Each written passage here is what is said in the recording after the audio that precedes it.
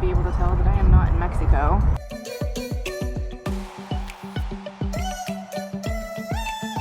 Hopefully you can hear this because it's very windy outside. But I am in the United States. I wanted to kind of interrupt this particular vlog because all of my vlogs, as you know, are about a month and a half behind, and it still shows that I'm in Mexico, in Baja Mexico.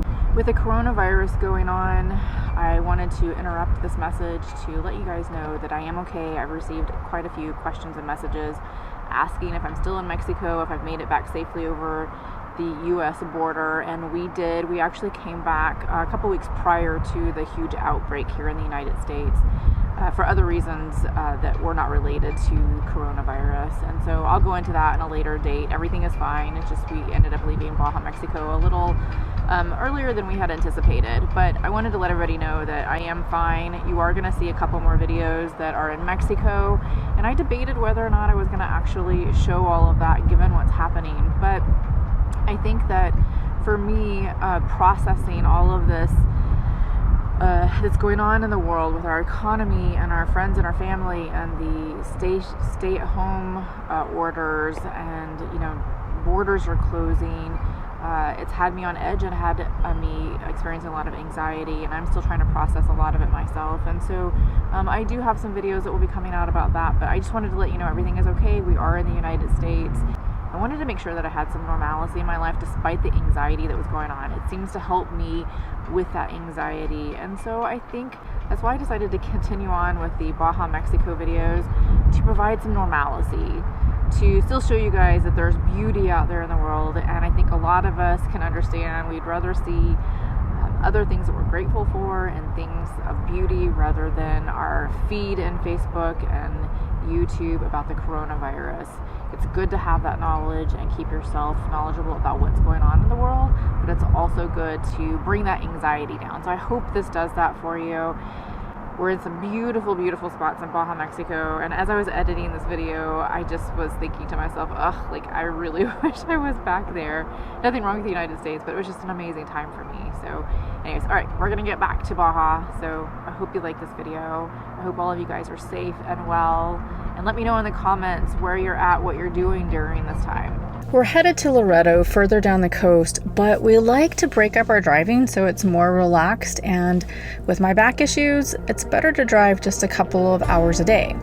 Plus, you get to slowly travel and enjoy your surroundings more each day.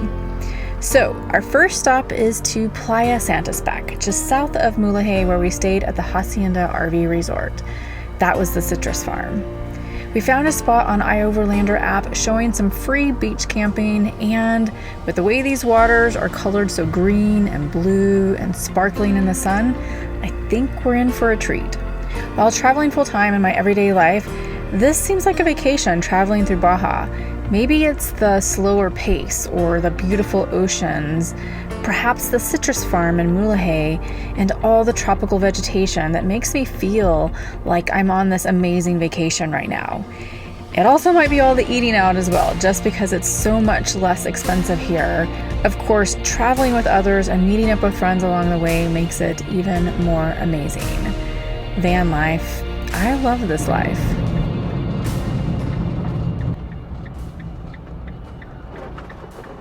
Well, this is supposedly the last free beach, is what it says on iOverlander, and that whole area that we went by was Playa Santispac, which is actually a paid beach. But look at this. You can still get this amazing beach for free, and it's beautiful, so we'll see how it goes. Ooh, it's a little bumpy coming in, but not bad. Look at this. Woo! Looks like there's one other RV out here right now. My God, this is incredible. Incredible, and we're close to the town. We could walk in town. I can't believe this. And it's free, guys. Free. If you come here, just make sure you clean up after yourself so it stays free.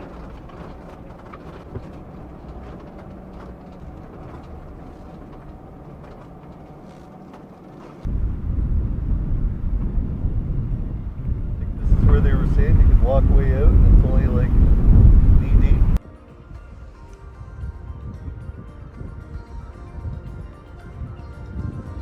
I couldn't believe my eyes. The water and the boats and the craggy rocks. We immediately jumped out and started walking in the water where it's extremely shallow until you get further out. Even some of the smaller boats were sitting on the sandy beach waiting for the tide to come back in. As an added bonus, we even got into a little astrophotography that night and watched the sunrise. I am so grateful for this beautiful place.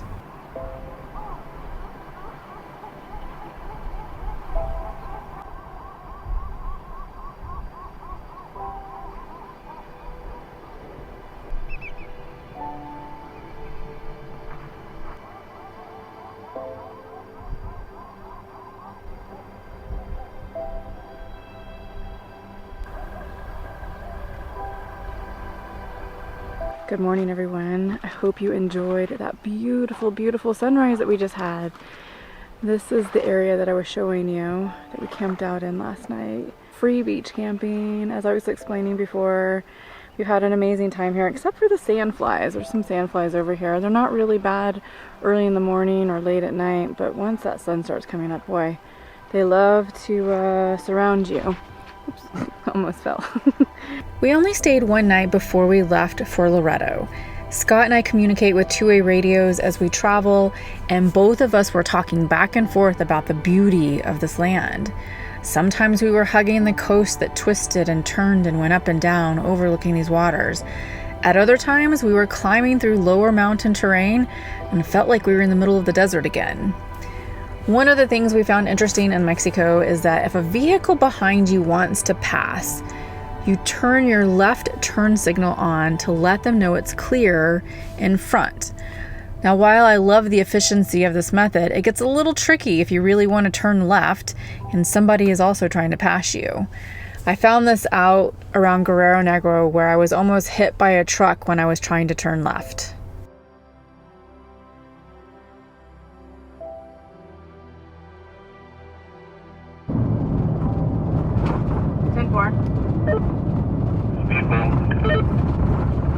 Well, we made it to Loreto, and now we are going to take our laundry in. Let me get that together now.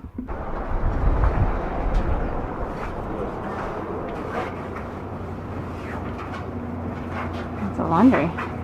Hola. Hola. So she said we would pick up at 6:30, is that right? Yeah. Okay. And they close at 7. And they close at 7. Sweet. All right. All right, so now we're off to, grocery store. We're headed to the grocery store and then to the RV park. Last time we actually went to the RV park first.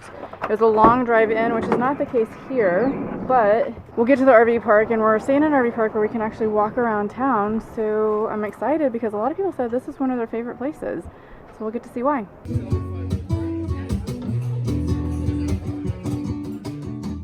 So many of my fellow RVers had said that Loreto was one of their favorite places in Baja.